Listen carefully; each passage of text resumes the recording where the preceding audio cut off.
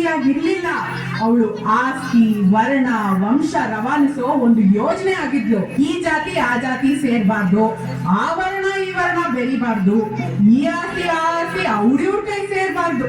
ಹಿಂಗೆಲ್ಲ ಆಗ್ಬಾರ್ದು ಅಂದ್ರೆ ಹೆಣ್ಣಿಗೆ ಯೋಚಿಸೋ ಶಕ್ತಿ ಕೊಡ್ಬಾರ್ದು. ಹಾಗೆ ಅವಳಿಗೆ ಒಪ್ಪಿಗೆ ಇದೆಯೋ ಇಲ್ವೋ, ಅವಳ ಬುದ್ಧಿ ಮತ್ತು ಮೈ ಮಾಗಿದೆಯೋ ಇಲ್ವೋ, ಅವಳಿಗೆ ಜಾತಿಯಲ್ಲೇ ಮದುವೆ ಮಾಡಿಸ್ಬಿಡೋದು. ಹೆಣ್ಣು ಆಸ್ತಿ ತಗೋ ಬರ್ತಾಳೆ. ಹಾಗಾಗಿ ಒಬ್ಬ ಗಂಡಿಗೆ ಹೆಚ್ಚೆಚ್ಚು ಮದುವೆ ಮಾಡಿಸಿದಷ್ಟು ಹೆಚ್ಚೆಚ್ಚು ಆಸ್ತಿ ಬರುತ್ತೆ. ಒಂದ್ ವೇಳೆ ಗಂಡ ಸತ್ರೆ ಅವಳು ಇನ್ಯಾವ ಗಂಡು ನೋಡದೆ ಇರ್ಲಿ, ಹಾಗ ಅವಳು ಬೇರೆ ಸಂಸಾರ ಮಾಡದೇ ಇರ್ಲಿ ಅಂತ ಅವಳು ತಲೆ ಬೋಳಿಸ್ತಿದ್ರು. ಅವಳು ಮನೆ ಬಿಟ್ಟು ಆಚೆನೆ ಬರಂಗಿರ್ಲಿಲ್ಲ.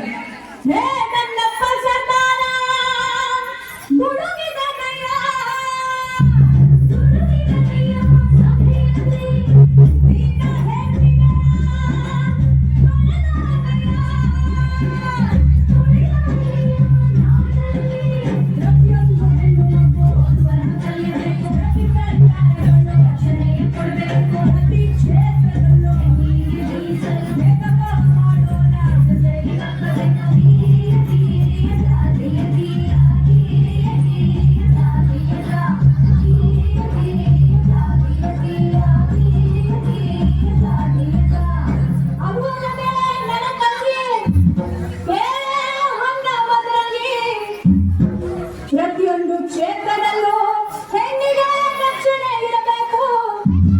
ಹಾಗಂತ ನನ್ನಪ್ಪ ಸರ್ಕಾರ ಕೊಡಿಸಿದ ಹಲವು ಸವಲತ್ತು ಪ್ರತಿ ಕಾರ್ಖಾನೆಯಲ್ಲೂ ಪ್ರತಿಯೊಂದು ಕೆಲಸಕ್ಕೂ ನೀಡಬೇಕು. ಹೆಣ್ಣು ಶಿಶು ಹತ್ಯೆ ಇನ್ನು ಮುಂದೆ ನಿಷೇಧ, ಹೆಣ್ಣಿನ ಶೋಷಣೆ